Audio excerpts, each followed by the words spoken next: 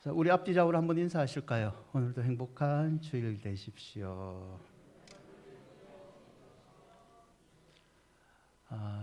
사진을 하나 보여주시면 애들 보는 그림책인데요. 그림책 중에 치카모토 유치가 만든 책인데요. 소라빵 엉덩이는 어느 쪽이라는 그림책이 있습니다. 소라빵이에요. 여러분 좋아하시는 분도 있죠. 어느 날 소라빵이 좀 고민을 가집니다. 식빵은 머리가 있고 도넛은 입이 있고 팥빵은 배꼽이 있는데 자기는 뭐가 있을까라고 고민을 해요. 생각해 보니까 자기는 조금 죄송한 표현인데 엉덩이가 있는 거예요. 서울빵이 두툼하잖아요. 그런데 또 고민에 빠진 게 내 엉덩이는 어느 쪽일까라고 고민에 빠집니다. 몽블랑이랑 노래할 때는 넓은 쪽이 엉덩이라고 생각되는데 크레프랑 춤을 출 때는 뾰족한 곳이 엉덩이일 것 같아요. 이렇게 고민을 빠지고 계속 지내고 있는데 어느 날 당고가 소라빵에게 이런 얘기를 해줍니다. 네 엉덩이는 네가 정하면 그게 엉덩이다 라고 얘기를 해요. 소라빵은요 그날부터 깨달음을 갖습니다. 나는 누구와도 비슷하지 않다. 나는 안에 초코가 들어있고 빵이 뱅글뱅글 둘러진 그냥 나는 소라빵이다 라고 얘기를 해요. 이게 그림책이 전부의 내용입니다. 근데 이걸 좋아하는 어른들 몇 명이 있습니다. 왜냐하면 이 소라빵이라는 그림에서 인생의 교훈을 얻는데요. 내 삶의 중요한 결정은 다른 사람이 아니라 내 자신이 내리고 내 자신이 기준이다 라는 교훈을 얻게 됩니다. 여러분, 우리는요 인생을 살면서 우리 인생의 기준 그리고 우리는 누구를 의지해야 될지 늘 고민을 나이와 상관없이 하게 됩니다. 그러면 성도의 인생의 기준은 무엇일까요? 오늘 저와 여러분이 읽은 이 시편 23편은요 많은 사람들이 사랑하는 시이죠. 다윗의 시이고요. 특히 어려움을 겪는 모든 사람들에게 사랑을 받고 있죠. 질병과 죽음을 앞둔 사람들, 특히 이 시를 더 사랑합니다. 왜냐하면 다윗은요 왕이지만 시에서 표현했듯이 자신의 인생에서 누구나 겪는 사망의 음침한 골짜기를 경험하게 됩니다. 사울왕의 끊임없는 추격으로 목숨의 위험을 몇 번이나 받게 되고요. 신하의 배신뿐만 아니라 아들 압살롬의 반역으로 사막에 수개월 동안 쫓겨다니기도 하죠. 다윗은 이 고난 중에 자신의 인생이 누구를 의지해야 되고 내 인생의 기준은 누구의 말에 의해야 되는지 철저하게 깨닫습니다. 시편 23편 1절에 다윗은 이렇게 고백하죠. 여호와는 나의 목자시니 내게 부족함이 없으리로다. 목동이어서 양을 돌봤던 자신의 삶과 같이 여호와께서 어리고 연약한 나를 돌보시는 목자와 같이 내 인생의 모든 필요를 채워주시는 분임을 다윗은 고백하고 있는 거죠. 사랑하는 여러분, 하나님은 저와 여러분의 목자이십니다. 아멘. 목자이신 하나님 때문에 저와 여러분이 건강한 줄 믿습니다. 목자이신 하나님 때문에 오늘도 우리가 사고당하지 않고 어쩌면 이 교회에서 예배를 안전하게 드리고 있는 줄도 모릅니다. 하지만 하나님이 나의 목자이기 때문에 나는 그의 어린 양이기 때문에 불행이 생기지 않는 것은 아닙니다. 왜냐하면 성도도 다윗의 표현대로 인생의 사망의 음침한 골짜기를 다닙니다. 성도라고 그 음침한 골짜기를 100%다 피해갈 수 있는 것은 아니죠. 시편 23편에서 다윗이 말하는 것도 하나님이 나의 목자이기 때문에 인생의 풍파를 내가 겪기는 겪지만 그것을 이길 힘을 얻고 있다라고 얘기를 합니다. 여러분, 마음속에 공허함과 불안함, 외로움 누구나 느낄 수 있죠. 절망을 누구나 느끼게 됩니다. 대부분의 사람, 저도 그렇지만요, 대부분의 사람들은 외로움과 공허함이 생길 때 환경에서 그 이유를 찾습니다. 환경이 어느 정도 영향을 미치죠. 하지만 더 결정적인 이유는 환경이 아니라 인생의 주인을 누구로 모시느냐에 달려 있는 거죠. 어쩌면 하나님이 아닌 다른 것에 내 인생의 주인으로 삼고 있다면 나에게는 궁극적인 인생의 만족은 없는 겁니다. 예를 들어 이런 거죠. 여러분, 직업을 인생의 주인으로 삼는 사람들이 있습니다. 쉬지 못하죠. 이 직업에서 나는 최고가 되고 싶다, 성공하고 싶다. 하지만 그 직업이 내 인생의 주인이 되는 순간요, 안전하고 행복한 미래가 보장되기도 하지만 나는 일 중독자가 됩니다. 내가 일 중독자가 되는 동안 관계가 깨지고 내가 잃어버린 것들이 많아지는 거죠. 재물이 인생의 주인이 되면 어떻습니까? 재물을 위해서 나는 열심히 살아가다 보면 어느 정도의 윤택한 삶을 누릴 수 있습니다. 하지만 내가 지금 누리고 있는 이 재물이 없어지면 어떡할까?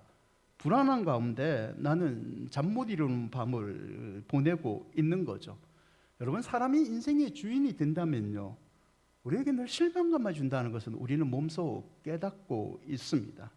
하지만 하나님이 내 인생의 주인이 되신다면 우리의 부족함을 강하신 그분께서 채워주시는 은혜를 누리게 되는 거죠.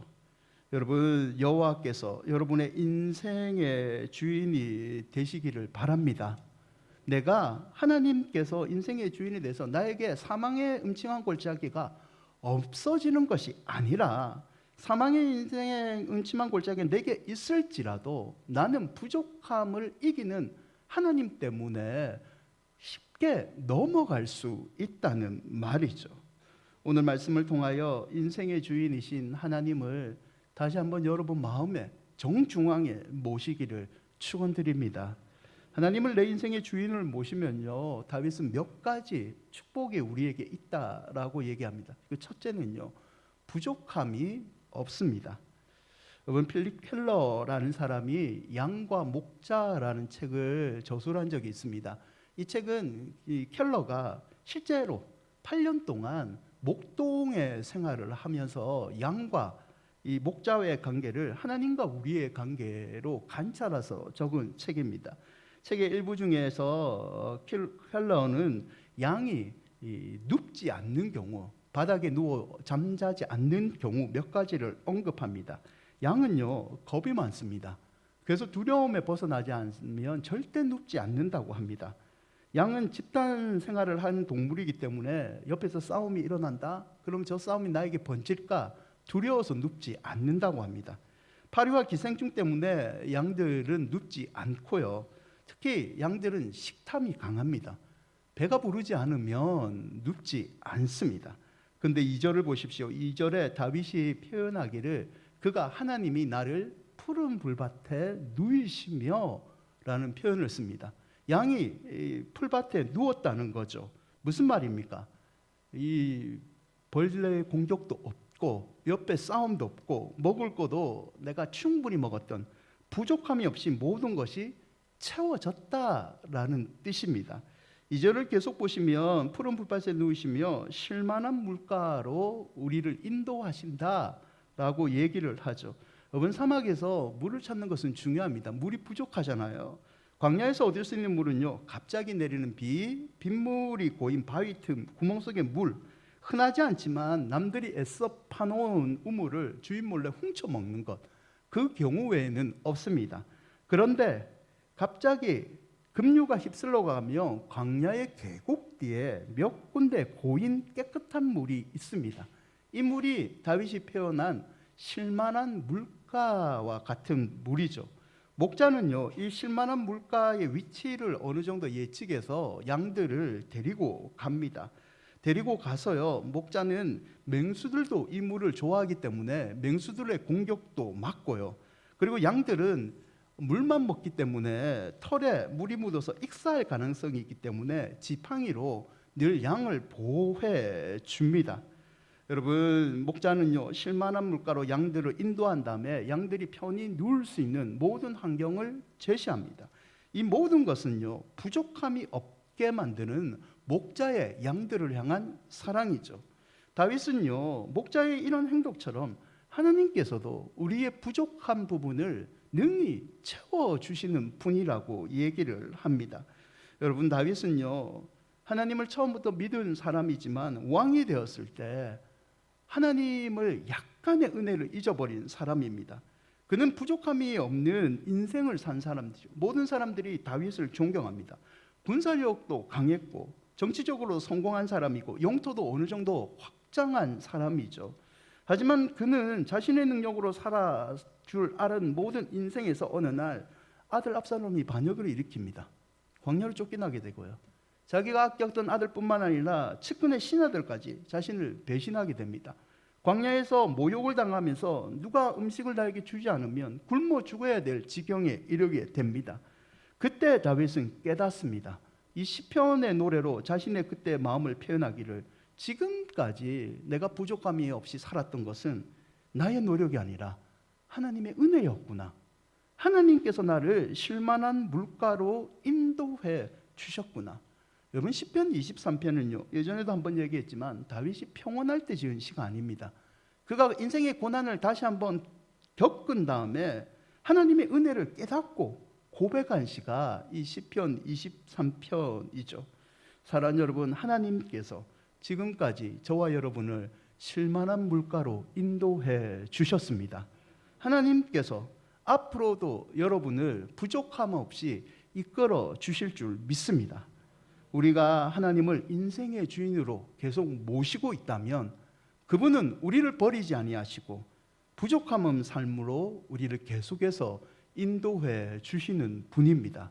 두 번째, 하나님을 인생의 주인으로 모신다면요, 하나님은 우리를 의의 길로 인도해 주십니다.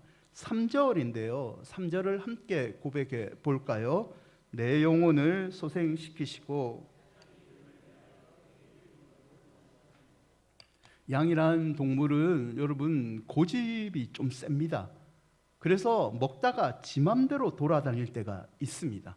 양이 어느 날 그날도 먹을 것에 그냥 환장을 해서 지 맘대로 돌아다니다가 길을 잃어버립니다. 겁에 질리게 되죠. 그러다가 가시 덤불에 찢기고 웅덩이에 빠지게 됩니다. 양은 이제 내가 죽겠구나 라고 생각하고 절망에 쌓여 있을 때 그때 목자가 나타납니다. 양은 자기 혼자 떨어져서 버려져 있고 아무도 나를 찾지 않을 거라고 생각했지만 목자는요, 계속해서 그 양을 주시하고 양이 어디 갔는가 끝까지 내가 찾아가서 돌봐야겠다 생각을 한 거죠. 목자는요, 양에게 다가와서 물을 줍니다. 가죽 주머니에서 물을 꺼내서 양의 목을 축여주죠. 그리고 감람 주머니에서 기름을 꺼냅니다. 가시덤불 등에 찢겨진 양의 상처를 기름으로 발라주죠. 23편 3절에 나와 있는 소생이라는 단어가 목마름을 채워주고 기름으로 상처를 발라주는 그 단어입니다. 여러분, 하나님은요, 저와 여러분을 소생시키시는 분입니다. 때로는 우리가요, 하나님 없이 먹을 것, 세상의 좋은 것에 정신이 팔려서 이리저리 돌아다니다가 사람들에게 치이고 환경에 치이고 이제는 나 혼자밖에 없겠구나, 세상에 누구도 나를 도와주지 않고 나는 이제 외롭게 절망 가운데 죽겠구나 생각할 그때 하나님께서 나타나셔서 나는 널 버린 적이 없다, 나는 너와 함께한다, 우리의 목마른 영혼을 채워주시고 낙심한 우리에게 용기를 내려주신다는 거죠. 게다가 목자이신 하나님은요, 끝까지 저와 여러분을 돌봐주시는 분입니다. 여러분, 하나님은요, 양을 포기하지 않는 목자처럼 늘 우리를 찾으시고, 때로는 우리가 나쁜 길로 가면요, 우리를 좋은 표현은 아니지만 두들겨 패서라도 하나님의 선한 길로 데리고 와서 우리 옆에 계시는 분이시죠. 3절을 다시 보시면 하나님이 의의 길로 인도하신다라는 말이 있습니다. 의의 길은 의로운 길이라는 말의 뜻이 있지만 본문에서는요, 쉴만한 물과 푸른 초장으로 인도하는 길, 의미가 좀 더 강합니다. 여러분, 많은 길 가운데요, 사람들은 늘 쉴만한 물가와 같은 인생의 복된 길을 찾고자 합니다. 하지만 인생이 결국 걸어갈 수 있는 행복한 길은요, 하나님만이 아십니다. 예수께서 친히 얘기하시기를 자신이 길이요 진리요 생명이라고 얘기했듯이 많은 사람들이 이 길로 가면 인생의 행복이 있다, 이 길로 가면 인생의 행복이 있다라고 얘기하지만 진짜 인생의 영생에 이른 길은 경험 많은 목자처럼 하나님만이 아신다는 거죠. 게다가 3절을 보시면 이런 말이 있죠. 내 영혼을 소생시키시고 자기 이름을 위하여라는 표현이 있습니다. 하나님께서 우리를 인생의 행복의 길인 실만한 물가로 인도하시는데 하나님이 자기 이름을 걸고 인도하신다라는 말이죠. 쉐모라는 이름은요, 건의와 명성과 평판이라는 겁니다. 천지를 만드신 하나님께서 자신의 이름을 걸고 내가 반드시 너를 영생의 길, 내가 반드시 너를 쉴만한 물가의 길로 끝까지 인도해 주시겠다는 말입니다. 여러분, 세상 모든 사람들을 우리는 믿을 수 없다라는 표현을 가끔씩 쓰죠. 하지만 세상을 만드시고 세상의 심판자이시며 세상을 구원하신 하나님 그분께서 자신의 이름을 걸고 저와 여러분을 반드시 소생시켜 주십니다. 그분께서 반드시 때로는 말씀을 듣지 않고 방황하는 우리에게 직접 찾아오셔서 자신의 이름을 걸고 가장 형통한 길로 이끌어 주실 줄 믿습니다. 잠언 3장 5절과 6절인데요. 너는 마음을 다하여 여호와를 신뢰하고 내 명철을 의지하지 말라. 너는 범사에 그를 인정하라. 그리하면 내 길을 지도하시리라. 하나님께서는 자신의 이름을 걸고 우리를 의의 길로 인도하신다고 약속하셨는데 딱 하나의 조건을 거셨습니다. 그게 뭐냐면 내 말을 듣고 내 길을 따르라. 여러분, 의로운 길, 쉴만한 물가로 가고 싶습니까? 그러면 목자이신 하나님 뒤만 따라가시기를 바랍니다. 다른 것 바라보지 마시고 다른 것 듣지 마시고 하나님 말씀만 듣고 가면 시간이 걸릴지라도 반드시 하나님이 우리를 의로운 길로 이끌어 주실 줄 믿습니다. 세 번째는요, 하나님을 인생의 주인으로 모시면 두렵지 않습니다.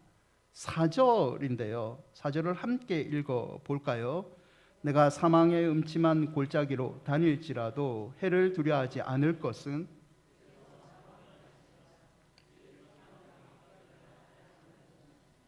여러분, 동서로 달리는 유대 강야의 골짜기는요 진짜 어두움입니다.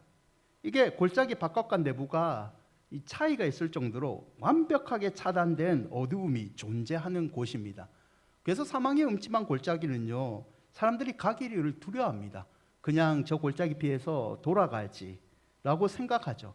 하지만 잔잔한 물가와 같은 이 쉼이 있는 물가는요 사망의 음침한 골짜기를 통과해야지만 갈 수 있습니다. 마치 고속도로를 달리다가 어두운 터널을 우리가 통과했을 때 시간도 단축되고 좀 더 안전하게 갈 수 있는 거와 같은 거죠. 여러분, 생각해 보면요, 인생은 다 평안해 보이지만 속은 사망의 음침한 골짜기 같은 아픔들이 누구나 다 가지고 있습니다.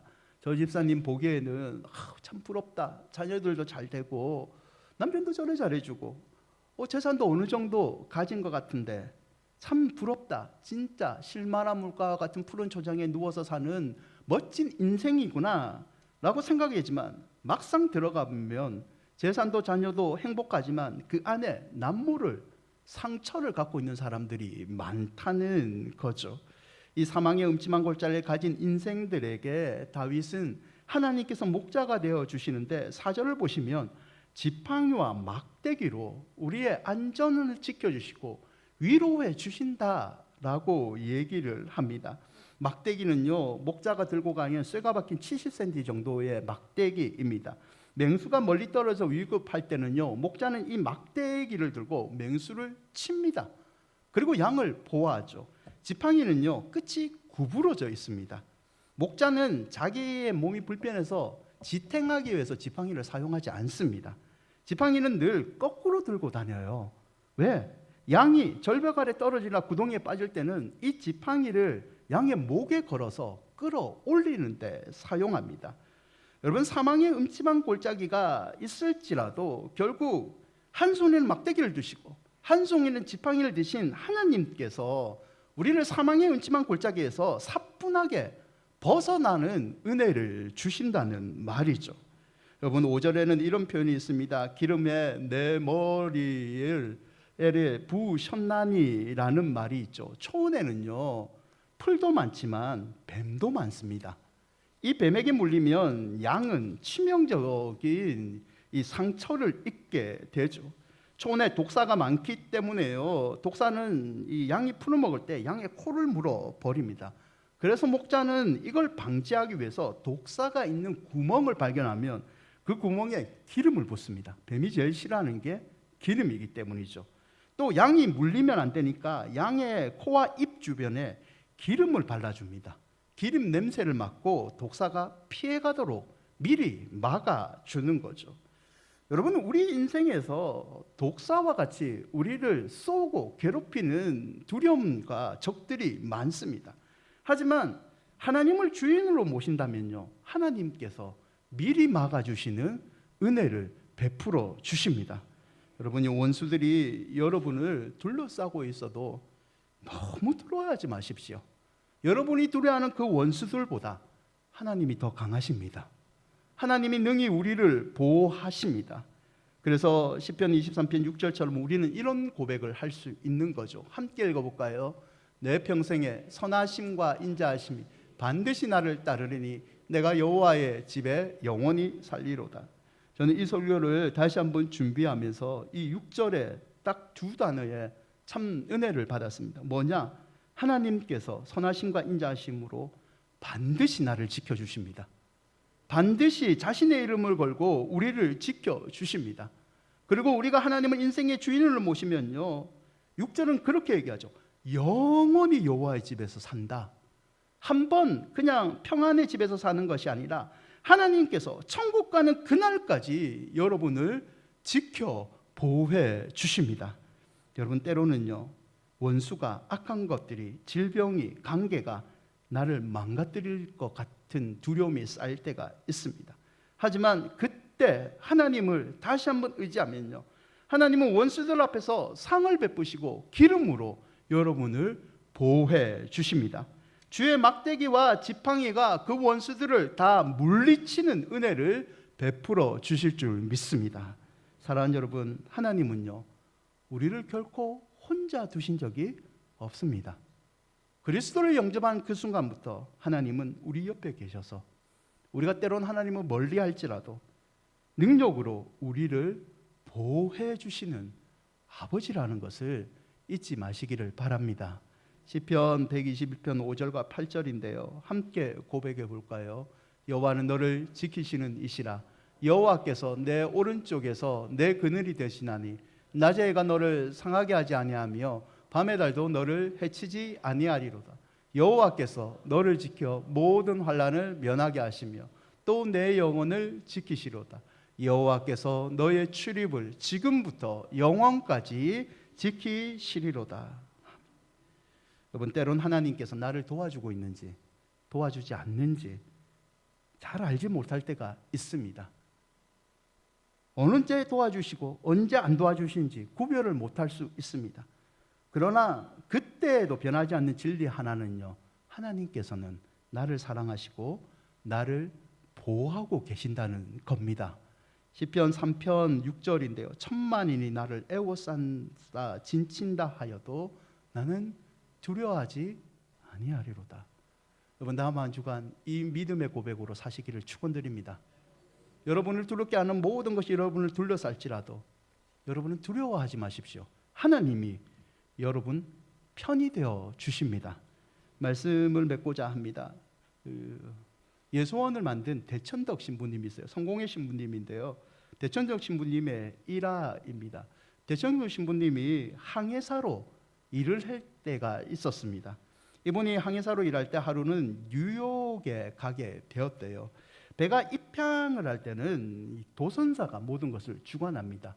뉴욕에 들어가니까 당연히 뉴욕의 도선사가 배의 모든 것 결정권을 가지게 되죠. 항구에 들어섰는데 항해사인 자신이 봤을 때는 배의 방향이 조금 어긋난 것처럼 보입니다. 도선사님, 죄송하지만 이 방향을 조금 돌려야 되지 않겠습니까? 물어보니까 도선사는 이 신부님의 질문을 단칼에 잘라버립니다.